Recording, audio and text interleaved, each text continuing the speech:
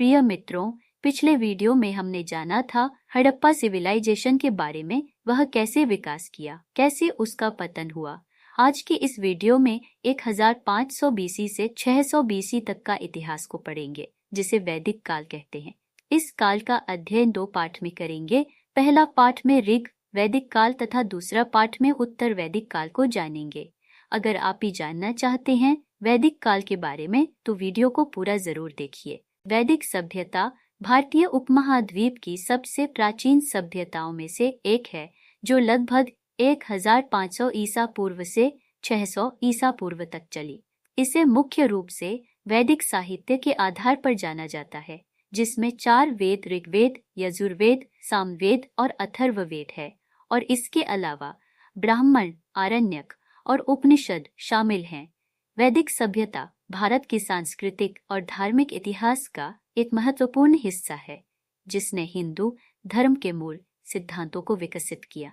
ऋग्वेद वैदिक काल का सबसे पुराना और महत्वपूर्ण ग्रंथ है, जिसे भारतीय सभ्यता का सबसे प्राचीन ग्रंथ भी माना जाता है। यह मुख्य रूप से प्रकृति से संबंधित देवताओं की स्तुति, यज्ञ और धार्मिक अनुष्ठानों के लिए रचे गए मंत्रों का संग्रह है। ऋग्वेद की संरचना 1028 सूक्त ऋग्वेद 10 मंडलों अध्यायों में विभाजित है, जिनमें कुल 1028 सूक्त हैं। हर सूक्त में कई मंत्र होते हैं। कवियों द्वारा रचित ऋग्वेद के सूक्तों की रचना ऋषियों, कवियों ने की, जो आर्य समाज के धर्म और संस्कृति के ज्ञाता थे।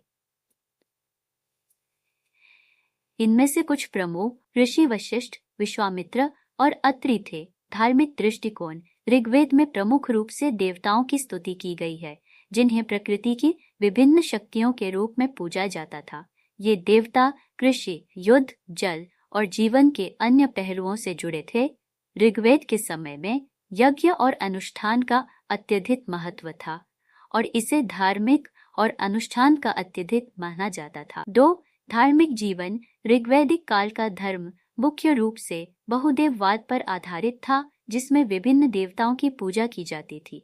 ये देवता मुख्य रूप से प्राकृतिक शक्तियों का प्रतिनिधित्व करते थे, जैसे आकाश, पृथ्वी, वायु, जल, अग्नि आदि। मुख्य देवता इंद्र ऋग्वेद के सबसे प्रमुख देवता इंद्र थे, जो युद्ध और वर्षा के देवता माने जाते थे। इंद्र को वज्र धारण करने वाला और देवताओं का राजा कहा गया है। वह असुरों और राक्षसों से देवताओं की रक्षा करने वाले योद्धा थे।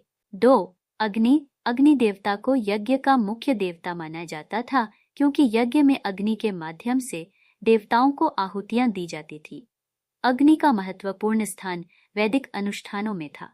3. सूर्य देवता को जीवन और ऊर्जा का स्रोत माना जाता था। उनका संबंध प्रकाश और सत्य से जोड़ा गया था। 4. वायु देवता को वायुमंडल का नियंत्रक माना जाता था। वरुण को न्याय और धर्म का रक्षक माना जाता था। वह आकाश और जल के देवता थे, और ऋग्वेद में उन्हें न्याय की देखरेख करने वाला देवता कहा गया है। सोम एक पेय था, जिसे यज्ञों में देवताओं को अर्पित किया जाता था, और इसे एक देवता के रूप में भी देखा जाता था। यज्ञ और अनुष्ठान यज्ञ वैदिक धर्म का प्रमुख अनुष्ठान था। यज्ञ के माध्यम से देवताओं को आहुतियां दी जाती थी, जिनमें मुख्य रूप से घी, अनाज और सोम का उपयोग किया जाता था। यज्ञ को देवताओं को प्रसन्न करने और समाज की समृद्धि के लिए आवश्यक माना जा।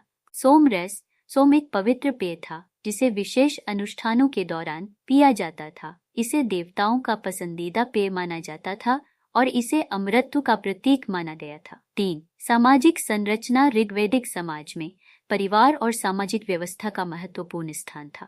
यह समय कबीलाई समाज का था, जिसमें लोग छोटे छोटे कबीले या जनों में रहते थे। वर्ण व्यवस्था ऋग्वैदिक काल में वर्ण व्यवस्था स्पष्ट रूप से स्थापित नहीं हुई थी, लेकिन समाज को मोटे तौर पर 4 वर्गों में बांटा गया था। 1. ब्राह्मण, जो यज्ञ और धार्मिक अनुष्ठान करते थे। 2. क्षत्रिय, जो समाज की रक्षा के लिए योद्धा और राजा के रूप में कार्य करते थे। 3. वैश्य, जो कृषि, पशुपालन और व्यापार से जुड़े होते थे।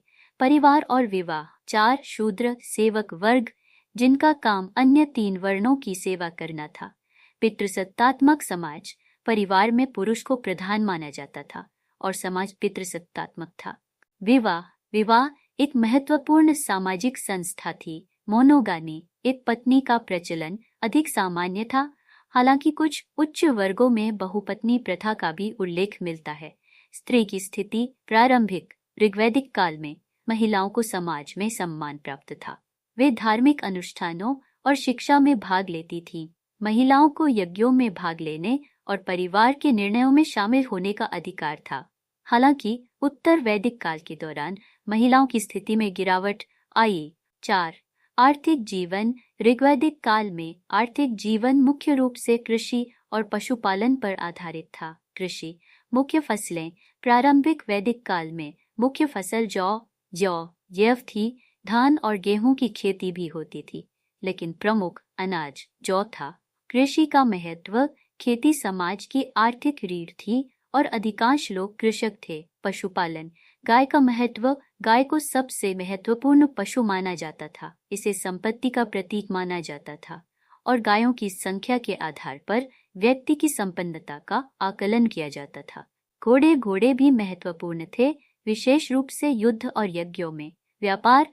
ऋग्वैदिक काल में व्यापार की शुरुआत हुई थी, लेकिन यह अभी भी प्रारंभिक अवस्था में था। व्यापार मुख्य रूप से वस्तु विनिमय प्रणाली के आधार पर होता था। सोना, चांदी और तांबा जैसे धातुओं का भी उपयोग किया जाता था। 5. राजनीतिक व्यवस्था।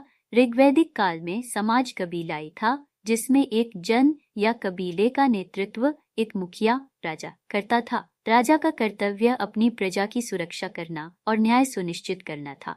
राजा के पास एक सभा होती थी जो उसे शासन में सलाह देती थी। राजा और शासन। राजा को समाज का नेता माना जाता था, लेकिन उसका पद वंशानुगत नहीं होता था। राजा का मुख्य कार्य युद्ध में नेतृत्व करना और कबीले की सुरक्षा सुनिश्चित करना था। सभा और समिति। ऋग्वैदिक काल में 2 प्रमुख संस्थाएं थीं, सभा और समिति। सभा में प्रमुख लोग होते थे, जबकि समिति एक बड़ी जनसंख्या की सभा होती थी जो राजा को सलाह देती थी। युद्ध और सुरक्षा। युद्ध अक्सर कबीले के बीच होता था, मुख्य रूप से गायों और भूमि के लिए। युद्ध में राजा के नेतृत्व में क्षत्रिय वर्ग भाग लेता था। 6. शिक्षा और ज्ञान। ऋग्वैदिक काल में शिक्षा का प्रमुख स्रोत मौखिक परंपरा थी। ज्ञान को गुरु शिष्य परंपरा के माध्यम से पीढ़ी दर पीढ़ी स्थानांतरित किया जाता था। वेदों का अध्ययन, वेदों का पाठ और उनका अध्ययन वैदिक शिक्षा का मुख्य हिस्सा था। ब्राह्मणों का काम वेदों का ज्ञान प्राप्त करना और समाज को धार्मिक और आध्यात्मिक दिशा देना था। संगीत और कला। ऋग्वेद में संगीत और कला का भी उल्लेख मिलता है, विशेष रूप से सामवेद में, जो संगीत से संबंधित है। निष्कर्ष। ऋग्वैदिक सभ्यता भारतीय इतिहास का एक महत्वपूर्ण कालखंड है, जिसने भारत की धार्मिक, सामाजिक और सांस्कृतिक नींव रखी। यह काल धार्मिक अनुष्ठानों, यज्ञ और देवताओं की स्तुति के साथ साथ सामाजिक और राजनीतिक संरचना के विकास का युग था।